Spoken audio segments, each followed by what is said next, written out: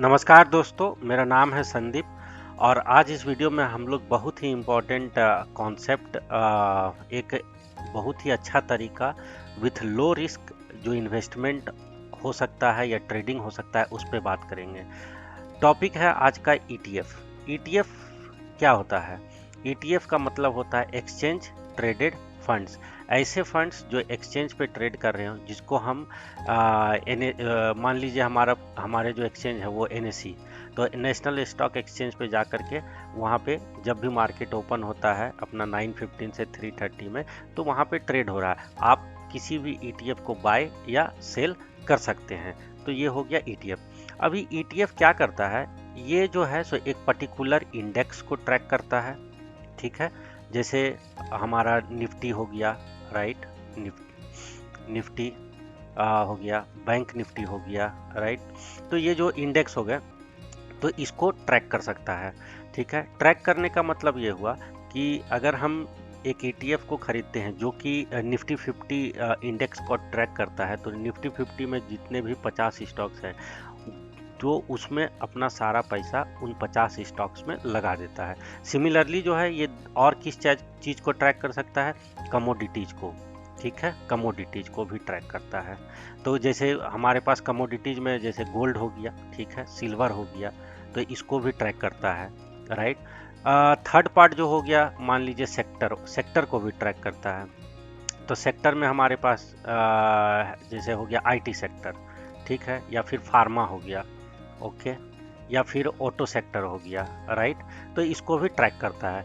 Track करने का मतलब ये हुआ कि जब भी हम उसमें जितना भी पैसा लगाएंगे, अगर वो मान लीजिए निफ्टी ऑटो को ट्रैक कर रहा है, तो उस निफ्टी ऑटो के अंदर जितने भी ऑटो स्टॉक्स हैं उसमें सारा अमाउंट हमारा इन्वेस्ट हो जाता है। तो एक तरह का क्या है कि हम पूरे बास्केट, मतलब एक पर्टिकुलर स्टॉक पे पैसा नहीं लगा रहे हैं। अगर हमने निफ्टी ऑटो का पूरा ऑटो सेक्टर पे हमको दाव खेलना है, ऑटो सेक्टर मान लीजिए अच्छा है, तो हम उस पूरे ऑटो सेक्टर में मान लीजिए कि 15 स्टॉक्स है, तो हम 15 का 15 स्टॉक्स अगर हम कैश मार्केट में लेने जाएं तो एक ह्यूज कैपिटल का रिक्वायरमेंट हो जाता है। ऊपर से क्या है, सारे स्टॉक्स तो चलेंगे नहीं, कुछ नीचे गिर जाएंगे, कुछ ऊपर चल जाएंगे, तो क्या है फिर उसको हमको मैनेज भी करना पड़ेगा ये। बट ऑटोमेटिकली इंडेक्स जो है वो ऑटोमेटिकली क्या है कि मैनेज्ड होता है, तो हमको मैनेजमेंट का कोई लफड़ा भी नहीं रहेगा, हमको किसी को मैनेज नहीं करना। ऑटोमेटिकली क्या होता है कि जैसे निफ्टी 50 है तो उसमें जो खराब स्टॉक है वो बाहर निकल जाते हैं और जो अच्छे स्टॉक्स है वो निफ्टी 50 का एक हिस्सा बन जाता है। उसी तरह हमारे पास और भी जो एक्सचेंज इंडेक्स है, जैसे निफ्टी 100 है, राइट, निफ्टी 100 हो गया, या फिर हमारे पास जो मिड कैप है, मिड कैप 50, मिड कैप 100। तो हम ये पूरे के पूरे बास्केट में अगर हमको पैसा लगाना है, तो हम अगर निफ्टी 100 में लगाना चाहते हैं तो हम निफ्टी 100 का ईटीएफ खरीद सकते हैं। ईटीएफ लेने से क्या होगा, हमारा जो इन्वेस्टमेंट होगा, हमारा जो पैसा होगा वो 100 स्टॉक्स में डिस्ट्रीब्यूट हो जाएगा। तो एक ये इनहेरेंट डाइवर्सिफिकेशन हमारा हो जाता है, राइट। किसी भी एक सेक्टर के अंदर जो है सो हमारा पैसा क्या है डिफरेंट स्टॉक्स में लग जाता है, तो एक डाइवर्सिफिकेशन हो गया। और जब हम डिफरेंट एसेट क्लास को भी खरीद सकते हैं, जैसे गोल्ड ले सकते हैं, सिल्वर ले सकते हैं, राइट। उसके बाद फिर हम ऑटो सेक्टर, आईटी सेक्टर, जिसमें भी मन है, तो एक सेक्टोरल डाइवर्सिफिकेशन, और उस सेक्टर के अंदर भी क्या है हमारा पैसा पूरे किसी एक पर्टिकुलर स्टॉक में नहीं लगा। जैसे फॉर एग्जांपल येस बैंक था, तो अगर येस बैंक डूब गया, तो अगर केवल मेरा पैसा पूरा का पूरा येस बैंक में लगा होता तो फिर हमको दिक्कत हो जाता, राइट। लेकिन अगर मैं पूरा अगर मान लीजिए कि मैं पूरा निफ्टी बैंक, तो निफ्टी बैंक के पूरे स्टॉक्स में ही पैसे लगा दूं, तो क्या है एक पर्टिकुलर स्टॉक भी गया तो कोई दिक्कत नहीं है, ठीक है। तो होप कि आपको कॉन्सेप्ट समझ में आ गया होगा कि ईटीएफ क्या होता है और ये कैसे मदद करता है हमको लो रिस्क लेकर के एक अच्छा इन्वेस्टमेंट अपॉर्चुनिटी भी हमको दे रहा है, राइट। तो चलिए अब आगे क्या है, आगे हम लोग देखते हैं। ये ऑलरेडी मैंने एनएसई के साइट से जो भी एक्सचेंज ट्रेडेड फंड है वो पूरा लिस्ट हमने यहाँ पे ओपन करके रख लिया है। तो इसमें से कुछ कुछ ETFs में बात करूंगा और उस पर आप लोग देख सकते हैं कि कैसे काम करता है। सबसे पहले हम लोग देख लेते हैं निफ्टी 50 ETFs। तो देखिए निफ्टी 50 में बहुत सारे ETFs ऑलरेडी हैं यहाँ पे। तो निफ्टी 50 में हमारे पास काफ़ी बहुत ही ज़्यादा ETFs है, राइट। तो आप किसी भी ETF को चुन सकते हैं, उसमें देख लें कि लिक्विडिटी ठीक है या नहीं है, वैसे ETF को चुनें। कुछ कुछ ETFs ऐसा हो सकता है जिसमें लिक्विडिटी आपको ना मिले। तो इसमें जो सबसे फेमस ETF है वो है निफ्टी बीज, ठीक है, निफ्टी बीज।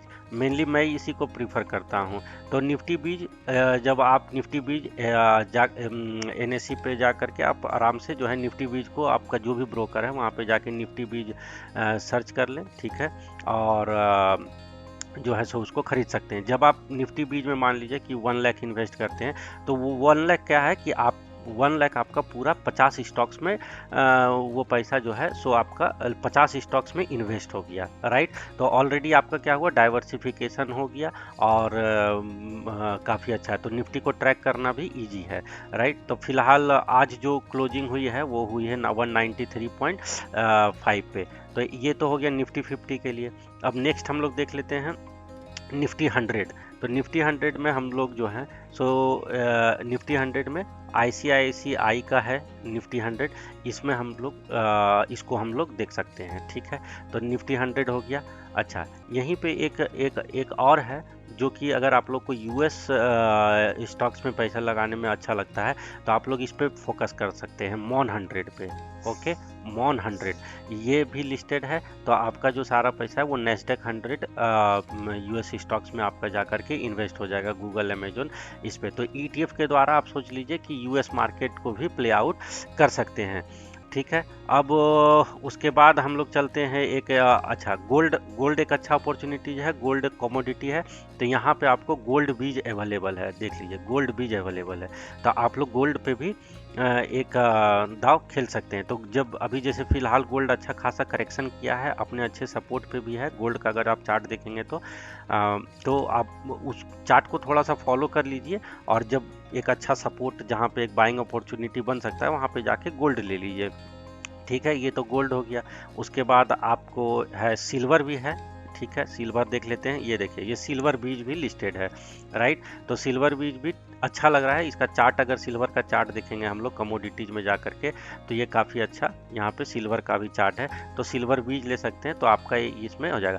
अगर आप ऐसे कमोडिटी मार्केट में MCX पे जाके सिल्वर गोल्ड खरीदेंगे तो हो सकता है क्या कि आपका रिस्क वहाँ पे ज़्यादा बढ़ जाता है। आपको वहाँ पे फ्यूचर ऑप्शंस में काम करना पड़ेगा, जो कि सब के लिए पॉसिबल नहीं है, राइट। एक छोटे रिटेल इन्वेस्टर के लिए जिसके पास 20,000, 40,000, 50,000 सिल्वर गोल्ड में अगर आपको इन्वेस्ट करना है तो आप MCX पे जाके ट्रेड नहीं कर सकते हैं, क्योंकि वो तो फ्यूचर है या ऑप्शन है, एक्सपायरी आएगा, ये आएगा, कॉल पुट कीजिएगा, ख़त्म हो जाएगा कहानी, राइट। तो उससे अच्छा है कि आप ETF में इन्वेस्ट कीजिए। जब भी करेक्शन आए तो ये इन्वेस्ट जा करके ETF खरीद लीजिए, और ऐसे करके आप क्या है एक लॉन्गर पीरियड में देखेंगे कि एक अच्छा इन्वेस्टमेंट भी हो गया है सिल्वर गोल्ड में, और 10 साल के बाद आपका इन्वेस्टमेंट अच्छा ग्रो भी कर जाएगा। तो आपको सिल्वर गोल्ड बता दिया, निफ्टी बीज बता दिए, ठीक है। अब और निफ्टी 100 का भी बता दिए। अब हम लोग कुछ और देख लेते हैं। US स्टॉक्स का मॉन 100 बता दिए। अब इसमें और भी अगर आपको ऑटो सेक्टर पसंद है, राइट, तो हम लोग देखिए यहाँ पे पूरा ऑटो, अभी ऑटो सेक्टर काफ़ी अच्छा चल भी रहा है। तो आपको नहीं पता है कि कौन सा स्टॉक चलेगा। मान लीजिए आपने एक फॉर एग्जांपल आपने कोई ऑटो स्टॉक्स उठा लिया, वही परफॉर्म नहीं किया, दूसरे स्टॉक्स चलने लगे। बहुत बार ऐसा होता है कि आपने खरीदा मारुति, ठीक है, और चल गया M&M, राइट। तो आप सोचते रहते हैं अरे मारुति में पैसा लगा दिए, M&M चल गया। तो उससे बढ़िया है कि आप पूरा बास्केट उठा लीजिए, तो पूरा ऑटो इंडेक्स पे इन्वेस्ट कर दीजिए। आप 1 लाख का मान लीजिए, 1 लाख का आप मान लीजिए कि इन्वेस्ट करना चाह रहे थे किसी ऑटो सेक्टर पे, तो आप ऑटो सेक्टर का इंडेक्स ही ले लीजिए। आपको ठीक है थोड़ा उस हिसाब से रिटर्निंग नहीं मिलेगा, बट आपका जो बेट है वो बहुत ही सेफ बेट होगा। रिस्क इसमें बहुत ही कम है, राइट। तो आप यहाँ पे रिस्क फ्री पैसा बना सकते हैं। फिर तो ये तो ऑटो का है। सिमिलरली अभी देखिए IT बहुत दिन से कंसोलिडेट कर रहा है और एक अच्छे सपोर्ट जोन के पास है। तो हम लोग अब आईटी जब चलना चालू होगा तो हमको नहीं पता कि कौन सा स्टॉक्स आईटी में ले। आप हो सकता है टीसीएस लेंगे, लेकिन टेक महिंद्रा ज़्यादा चल जा सकता है। उससे अच्छा है कि हम पूरा बास्केट खरीद लेते हैं। तो इसमें आईसीआईसी टेक है और एक है आपका एसबीआई ईटीएफ आईटी। तो मैं एसबीआई को प्रीफर करूंगा। आईसीआईसी टेक भी बहुत अच्छा है, लेकिन अभी ये 1:10 में यही 1 वीक, आई थिंक 1 वीक या 10 डेज बैक स्प्लिट हो गया। तो अब ये 27 रुपीज़ में आ गया। तो क्वांटिटी ज़्यादा ले लीजिए तो ये भी ठीक है। तो एसबीआई ईटीएफ पूरा आईटी सेक्टर को आप जो है अभी अभी बहुत अच्छे लेवल पे आईटी सेक्टर। तो किसी पर्टिकुलर स्टॉक की जगह आप क्या कीजिए कि Nifty SBI ETF IT, Nifty IT index में पूरा पैसा लग जाएगा आपका। ठीक है। उसी तरह आपको अगर मिड कैप में अच्छा दिख रहा है, मिड कैप का भी चार्ट अच्छा है, आज मिड कैप सेक्टर चला भी बढ़िया। तो आप उसमें क्या है, अच्छा निफ्टी नेक्स्ट 50 भी है, राइट। तो इसमें भी अगर आपको निफ्टी के बाद निफ्टी नेक्स्ट 50 आता है, निफ्टी 100 आता है, राइट। तो निफ्टी नेक्स्ट 50 में आप इसको चुन सकते हैं। तो इसमें जो है ये जूनियर बीज करके आपके पास है, तो ये जूनियर बीज आप ले सकते हैं, जिससे आपका 50 स्टॉक निफ्टी नेक्स्ट 50 वाले इंडेक्स में जितने भी 50 स्टॉक्स है उसमें लग जाएगा। उसके बाद देखिए फार्मा बीज है। अब फार्मा कब चलेगा नहीं चलेगा नहीं पता है, कुछ स्टॉक चलते हैं कुछ नहीं चलते हैं। आप फार्मा पूरे सेक्टर पे ही दाव खेल लीजिए, फार्मा बीज खरीद लीजिए। ठीक है। उसी तरह मिड कैप में लगाना है तो यहाँ पे देखिए आईसीआईसीआई M150 है, इसमें लिक्विडिटी भी अच्छा रहता है, तो आप इसको ले सकते हैं मिड कैप 50 के लिए। तो ये पूरा लिस्ट आप देख सकते हैं, हमने कुछ कुछ सजेस्ट कर दिया, आईटी सजेस्ट कर दिया, ऑटो सजेस्ट कर दिया। ठीक है। इसमें आपका ये अच्छा एक बहुत ही इंपॉर्टेंट है बैंक से रिलेटेड निफ्टी बैंक, इसको तो भूल ही गए थे। तो निफ्टी बैंक आ गया। तो आप अभी निफ्टी बैंक चल भी अच्छा रहा है, तो यहाँ पर भी बहुत सारा है। तो इसमें जो फेवरेट है वो है बैंक बीज। ठीक है, बैंक बीज। तो यहाँ पे क्या है कि पूरे आपका जो है पूरा डाइवर्सिफाई हो गया। तो बैंक बीज कहाँ गया, ये रहा बैंक बीज आपके सामने। ठीक है। तो बैंक बीज में लगा दीजिए पैसा। तो उसी तरह एफएमसीजी सेक्टर का भी ऑलरेडी ईटीएफ है। तो आप देख सकते हैं कि ईटीएफ जो है सो काफ़ी एक बहुत ही धीरे धीरे ईटीएफ बहुत पॉपुलर भी हो गया है, और एक अच्छा तरीका है, लो रिस्क स्ट्रेटेजी है। लो रिस्क इसमें है, इसमें एक तरह से लो रिस्क, क्या मैं बोलूँगा रिस्क है ही नहीं। आप मान लीजिए निफ्टी 50 लेते हैं, निफ्टी अगर मान लीजिए 500 पॉइंट नीचे गिर भी जाता है तो आपको एक अच्छा मौका मिलता है। ओवरऑल तो निफ्टी क्या है, ऊपर ही जाना है, राइट। तो जब भी निफ्टी में 1000 पॉइंट का करेक्शन कर जाए, 500 पॉइंट का करेक्शन कर जाए, 2000 पॉइंट का करेक्शन कर जाए, आप क्या कीजिए, आप जाकर के सीधा ईटीएफ ले लीजिए निफ्टी का, राइट। तो ऐसे करके ऑटो सेक्टर जब आपको लगे कि नहीं, और आप जो है सो फॉर एग्जांपल मैं थोड़ा सा चार्ट पे भी चलता हूँ। ठीक है। जैसे मान लीजिए हम लोग यहाँ पे जाएंगे, हम लोग यहाँ पे चार्ट देख लेंगे। अभी मान लीजिए निफ्टी ऑटो, तो निफ्टी ऑटो का चार्ट देख लिए। तो निफ्टी ऑटो का चार्ट देख रहे हैं, यहाँ पे हमको अच्छा लग रहा है कि ये निफ्टी ऑटो मान लीजिए कि यहाँ पे एक ब्रेकआउट आ रहा है, राइट। यहाँ पे एक ब्रेकआउट आ गया, निफ्टी ऑटो सेक्टर में ब्रेकआउट हो गया। आप इस ब्रेकआउट पे जो है सो आप जा कर के और निफ्टी ऑटो का क्या कीजिए कि ईटीएफ ले लीजिए। अब ऊपर नीचे ज़्यादा ऊपर नीचे करेगा भी स्टॉक लीजिएगा तो बहुत दिक्कत होता है, कभी 50 रुपया गिर गया, 100 रुपया गिर गया, तो मतलब क्या है कि उसमें रिस्क ज़्यादा है। हाँ, रिस्क ज़्यादा है तो रिवॉर्ड भी वहाँ पे ज़्यादा है किसी पर्टिकुलर स्टॉक्स में। तो एक काफ़ी स्किलफुल जो लोग होते हैं, जिनको अच्छे से टेक्निकल आता है, डेफिनेटली वो स्टॉक्स में तो ट्रेडिंग करें। लेकिन ये जिनको ज़्यादा कुछ नहीं आता है समझ में, वो आँख बंद करके क्या करे कि ईटीएफ जब करेक्शन करे मार्केट, ठीक है, अच्छा फॉल आए तो ईटीएफ अच्छा से जो है अपना खरीद सकते हैं। इस तरह से एक अच्छा लॉन्गर पीरियड में एक अच्छा वैल्यू क्रिएट करेगा। अच्छा, ये तो हो गया इन्वेस्टमेंट। अगर आपको ट्रेडिंग करना है तो शॉर्ट टर्म में ट्रेडिंग भी कर सकते हैं। ठीक है, मान लीजिए कि